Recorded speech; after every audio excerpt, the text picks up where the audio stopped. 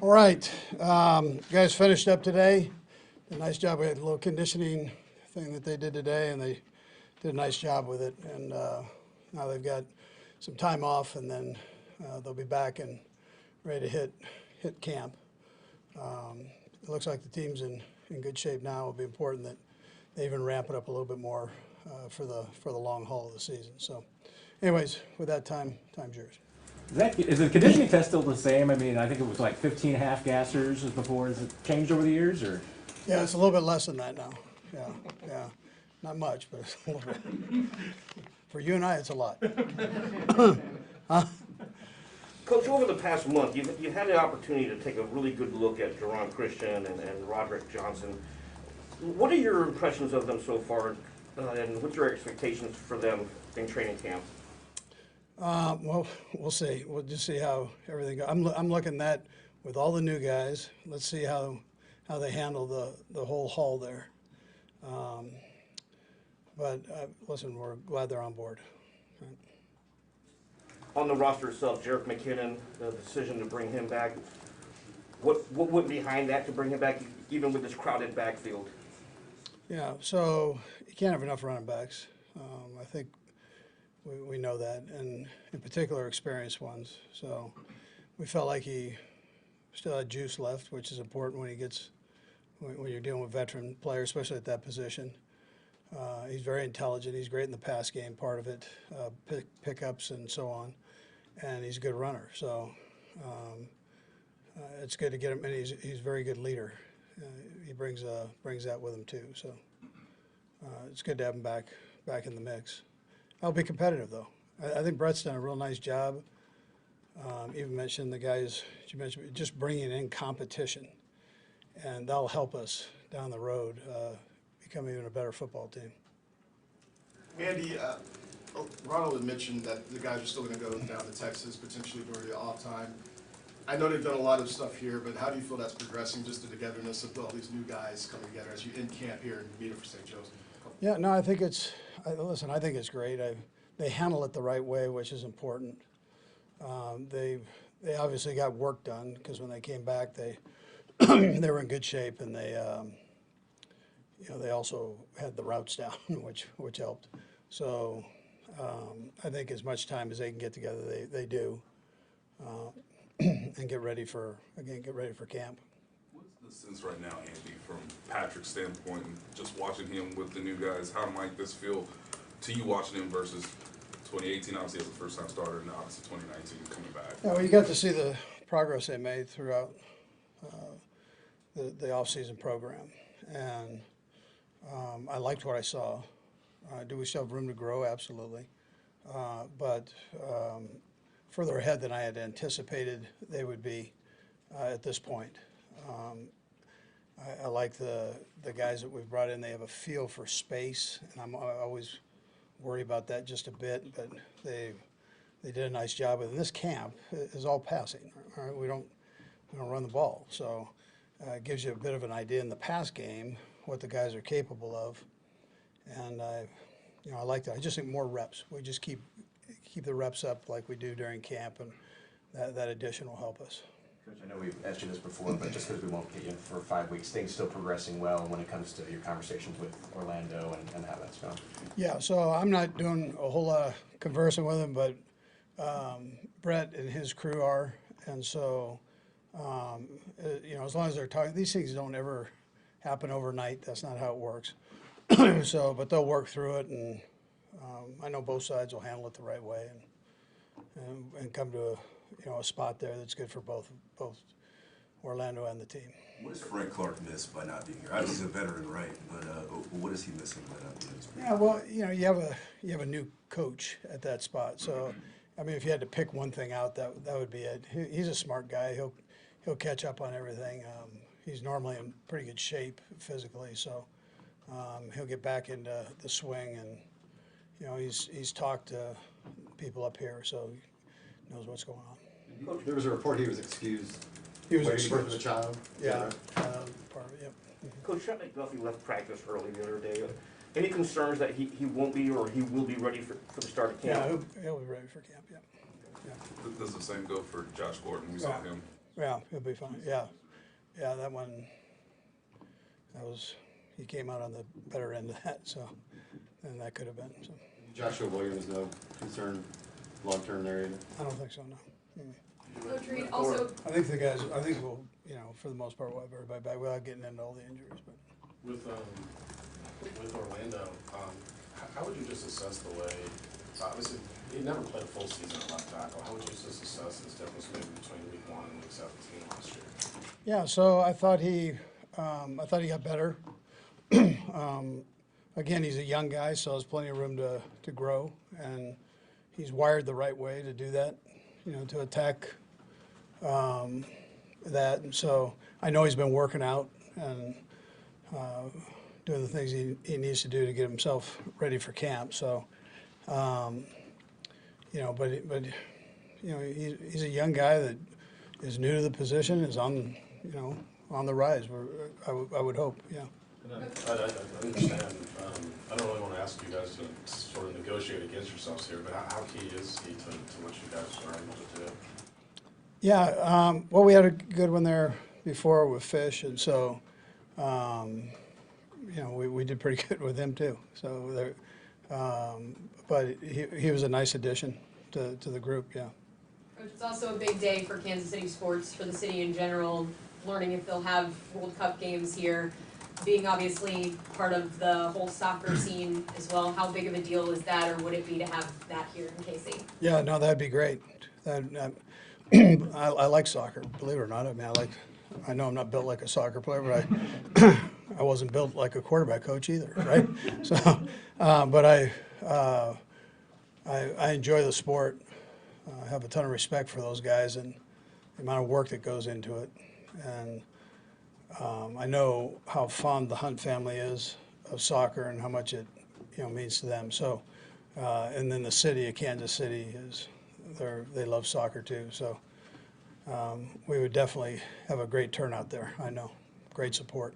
With so many new faces in the offense at the skill positions like MVS and Juju, just how would you assess the foundation that you guys were able to build these past few weeks ahead of camp?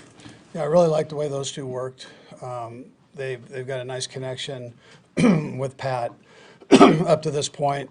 I'll be curious to see how it gets when it's live bullets and all that stuff. So we'll see how that rolls, but I wouldn't expect anything much different than what I've been seeing. And the other guys too that have worked in there. McCole has upped his game here and done a nice job. And our young kid Scott, he mixed in there, has been good. So I like the mixture that we've got going. You guys rotated a lot of cornerbacks this week, and some of that is obviously because of Rashad and Trent going through little things. But I just wonder, was there anybody in the cornerback group that sort of been a nice surprise, someone that you're sort of eager to see how they look in training camp? Yeah, I'm kind of collectively, I'm excited to see them. There's so many new faces right there. I'm excited to see them all. They all have a chance. So I think it'll be good competition there. I'm not saying anybody absolutely jumped out or fell apart. So I would just tell you that it's a pretty tight group, and we'll see how it goes when things get going. Adam, you talked about Sky Moore. He was obviously late to the practice just the last week or so. Did you learn anything about him in that short time you had him on the field? Yeah, you know what? I mean, he looks strong. He looks. You see that the way he's built physically, but that transfers. You see those 10 hands that he has. He catches everything, and he's a good route runner. He's a smart kid. Seemed to pick it up well. Andy, Chris Jones had mentioned yesterday about how that AFC Championship game sticks with him. Do you get that sense from some of the guys that are returning that's gotten a lot more motivated going into this season? Yeah, I mentioned this to the guys before we left, just that after last season, I'm saying, was that if we all can look in the mirror and be accountable and not point the finger at the other guy, I think that becomes important in that type of situation. And we all could have done better. I know Chris took that to heart, and I think he explained that to you guys on what he said. So, And that's what makes you better. You just grow from that. You take that experience. That's another one for him, even as a veteran player. It's one more thing that he can grow from, and we all should have some of that. Couple more guys. How much can you learn about Darian Kennard or George Karlaftis when you can't really hit yet, and how much more do you expect to learn once you actually get up to St. Joe? Yeah, listen, I mean, you can see George's motor, Kennard, you can see his athletic ability, feet. But we're not, we pull off, right, on contact there. So it's, and then there's no run game. Everything's pass. So, but you see that there's talent there. But for the bigs, you got to get in, you got to get the pads on. Coach, I hate to be the person to ask this again, but this podcast that Tyreek Hill dropped now, I'm assuming you either heard it or they told you some things that were said in there. Just your thoughts about anything that you heard in that podcast? I love Tyreek, so I mean, he's a good kid. We think the world of him. Anything else? All right, thank you. All right, Thank you. Thanks, going to break, Coach. Yeah, you too. Thank you.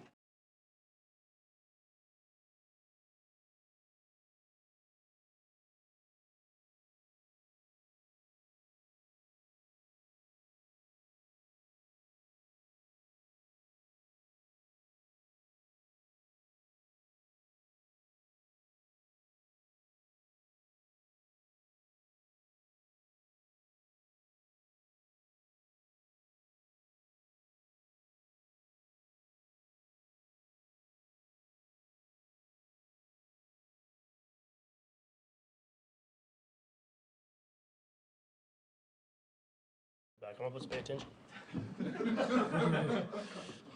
Far away. Patrick Ronald said you guys are going to get back together in Texas a little bit before training camp. Is that true? Yeah, we'll have some guys down there. I mean, luckily enough, some of those guys already live in Texas, and we'll be working out, throwing.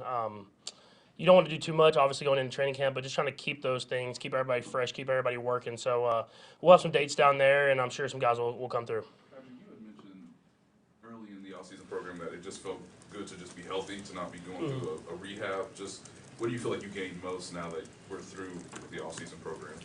Yeah, I think just being in better shape, I think would be the best thing. The best thing about it is whenever you come off an injury, I mean, you try to stay in shape, you try to ride the bike or do whatever you can, especially with the foot injury, but it's hard to kind of get that running in and to get that sprinting in. And I feel like now I'm at a better point than I was last year as far as explosiveness and conditioning-wise. So definitely that's helped out a lot, and hopefully I can keep that momentum going forward towards the season. When you go into this part, you work very closely with your trainer, Bobby. Can you just describe some of the unique ways that he kind of facilitates your brand of playing quarterback? Yeah, I mean, I think the biggest thing he does is he watches film just kind of like I do or the coaches do, and he tries to put me in those positions that I was in during the last season. So if I get put in that position again, I can make those throws. And I think that's the biggest thing we do with medicine, with those medicine balls, with weights, is we get myself in these awkward positions where I throw from and kind of strengthen those things so that when my body does get put in those positions, I can make the plays happen. How much do some of the guys dread this conditioning test? I mean, you can't tell. I'm still sweating right now. So it's something that we know it's part of it. It's something you have to do to make sure your body's in the right spot. And I think it kind of keeps guys on their toes kind of in this all-season break, knowing that when they get back for that training camp, we're going to have that conditioning test that first day. So I think more than anything, it's just kind of making sure that you stay on top of your game on the off-season those days when you don't want to work out, because you know you have to be ready for that first day of training camp. Patrick, Chris Jones was in here talking about how he's still bothered by some of the plays he didn't make against the Bengals in the championship game. Are you in that place yourself, or are you over that, or how are you handling all that? Yeah, I mean, you use it as some type of motivation. That second half I didn't play really good football at all. Probably my worst playoff football I've probably played was the second half of that game. So just trying to use that as a learning thing, that whenever I'm struggling or the team's struggling, just finding ways to get positive plays, because when you have a lead like that, you don't want to lose that lead. So we played such a great first half, even if we weren't getting what we wanted in that second half, I just have to be better at taking what's there and putting some type of points on the board to come away and get to the Super Bowl. Surprised at all that Tyreek said some of the things he said? I mean, I'm surprised a little, just because I feel like we love Tyreek here. We've always loved him. We still love him. I saw him out at Formula One in Miami, and everything like that. But I mean, I'm sure it had something to do with trying to get his podcast some stuff and get it rolling. But definitely, I still love Tyreek. He's a one-of-a-kind player. But But as you know, in Coach Reid's offense, it takes the whole team. I mean, this offense was rolling before I got here. This offense was rolling when I was a young Cowboy fan watching the Eagles beat up on the Cowboys. So, I mean, it's an offense that's more than one player, and that includes myself. Have you talked to him at all about it? I haven't talked to him since the podcast came out, but I mean, I talked to him in Formula One in Miami in May, and everything seemed fine. So it's something where I'm sure he's trying to show that he loves where he's at in Miami. He loves his teammates, but at the end of the day, man, it's just going out there and playing football, and you kind of let other people talk about who's the best and all that different type of stuff. You just want to go out there and win football games at the end of the day. Patrick, not to belabor that point, but did you sense that bubbling up at all during the season, or is this kind of new information to you and heard on the podcast? Just him wanting the ball more often, things like that. Definitely new in a sense of how it's seen on the podcast, I guess. I mean, obviously, when you're the competitor that he is, I mean, that's the thing that I loved about Tyreek, and I still love, is that he wants to win. And I feel like with the coverages that we were getting, defenses are really accounting for him. And so we got to go other places. But when he's a competitor like that, you want to have a chance to impact the game. So I know he wanted to get the ball as much as possible so he could help us win. It wasn't a selfish thing.